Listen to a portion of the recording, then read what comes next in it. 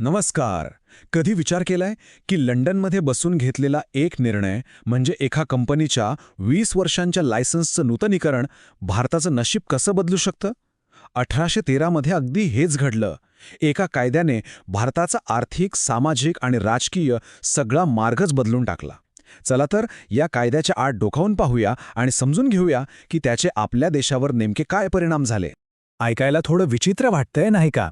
युरोपमध्ये कुठेतरी नेपोलियन युद्ध करतोय आणि त्याचा परिणाम थेट भारताच्या भविष्यावर होतोय. पण हो, हे खरं आहे. या दोन गोष्टींचा एकमेकांशी थेट संबंध होता.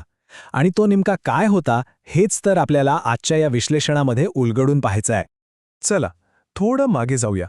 1813 सालामध्ये ईस्ट इंडिया कंपनीला भारतात राज्य आणि व्यापार करण्यासाठी दिलेला 20 वर्षांचा परवाना आता संपत आला होता. आणि ब्रिटिश पार्लमेंटमध्ये एकच प्रश्न विचारला जात होता, आता पुढे काय? कंपनीला तसंच चालू द्यायचं की काही बदल करायचे?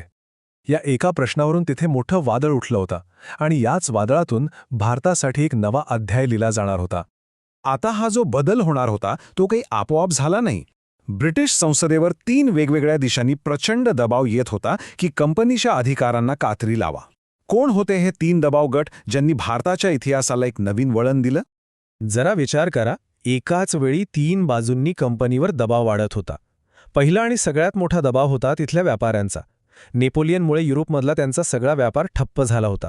त्यांना माल विकायला नवी बाजारपेठ हवी होती आणि त्यांची नजर होती भारतावर. मग होते ख्रिश्चन मिशनरी.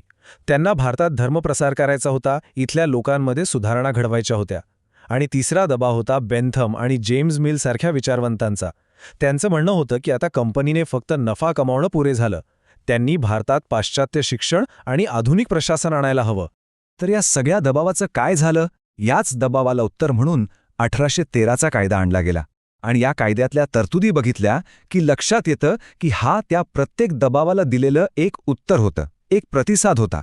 या कायद्याने केलेला सगळ्यात मोठा आणि क्रांतिकारी बदल म्हणजे ईस्ट इंडिया कंपनीची मक्तेदारी संपवली. म्हणजे बघा, 1813च्या आधी फक्त आणि फक्त ईस्ट इंडिया कंपनीच भारताशी व्यापार करू शकत होती. पण या कायद्याने भारताचे दरवाजे इंग्लंडच्या सगळ्या व्यापाऱ्यांसाठी उघडून टाकले. पण थांबा, गोष्ट इतकी सरळ नव्हती. कंपनीने आपलं सगळं साम्राज्य काही इतक्या सहज सोडून दिलं नाही. या व्यापारी स्वातंत्र्याला एक मोठा अपवाद ठेवण्यात आला होता. आणि तो अपवाद म्हणजे चहा आणि चीन. चहाचा व्यापार आणि चीनसोबतचा व्यापार या 2 प्रचंड नफा मिळवून देणाऱ्या गोष्टींवरची मक्तेदारी मात्र कंपनीने स्वतःकडेच ठेवली. म्हणजे थोडक्यात काय, तर सगळी मलाई स्वतःकडेच ठेवली. या कायद्याने अजून एक खूप मोठी गोष्ट केली.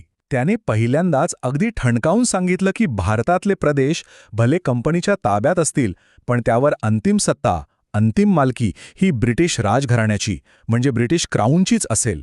हे दिसायला एक साधं वाक्य असलं तरी याचा अर्थ खूप खोल होता. इथूनच कंपनीच्या हातातून सत्ता निसटून थेट ब्रिटिश सरकारच्या हातात जायची प्रक्रिया सुरू झाली.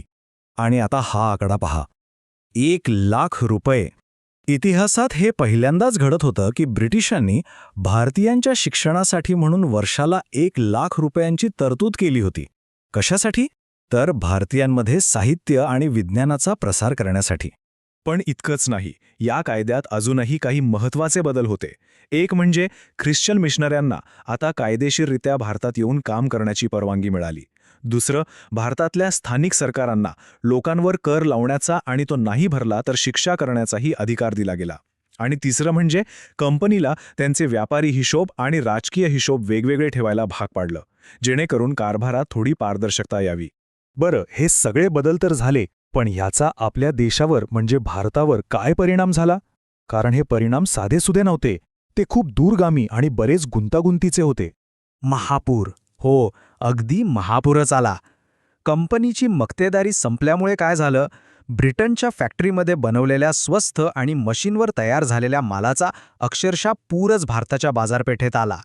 आणि या महापुराने भारताच्या अर्थव्यवस्थेचं सगळं गणितच बदलून टाकलं. हे बघा, 1813च्या आधी भारत जगात पक्का माल म्हणजे तयार वस्तू विकायचा. पण या कायद्यानंतर चित्र एकदम उलटं झालं. भारत फक्त कच्चा माल इंग्लंडला पाठवणारा देश बनला आणि इंग्लंडचा पक्का माल विकत घेणारी एक मोठी बाजारपेठ बनला. आपल्या देशातल्या लहान मोठ्या उद्योगांचं कंबरडं मोडलं गेलं. यालाच आपण डिइंडस्ट्रियलायझेशन किंवा औद्योगिक ऱ्हास असं म्हणतो. पण प्रत्येक नाण्याला दोन बाजू असतात. एकीकडे भारताचं आर्थिक नुकसान होत असतानाच दुसरीकडे एक महत्त्वाचा सामाजिक बदल घडत होता. आठवते ते 1 लाख रुपये शिक्षणासाठी ठेवलेले? त्यातूनच भारतात एका नव्या वर्गाचा जन्म झाला. तो म्हणजे इंग्रजी शिक्षण घेतलेला, पाश्चात्य विचारांनी प्रभावित झालेला भारतीय मध्यम वर्ग. आता शिक्षणासाठी पैसे तर आले, पण त्यातून एक नवीनच वाद सुरू झाला. शिक्षण द्यायचं तर कसं? आपल्या पारंपरिक भारतीय भाषांमध्ये आणि ज्ञानावर आधारित, की मग इंग्रजी भाषेतून पाश्चात्य विज्ञान आणि साहित्यावर आधारित? हा जो प्राच्यवादी विरुद्ध पाश्चात्यवादी वाद होता ना, याने भारताच्या पुढच्या अनेक पिढ्यांच्या विचारांना आणि शिक्षणाला दिशा दिली. तर मग आपण 1813च्या कायद्याकडे कसं बघायचं?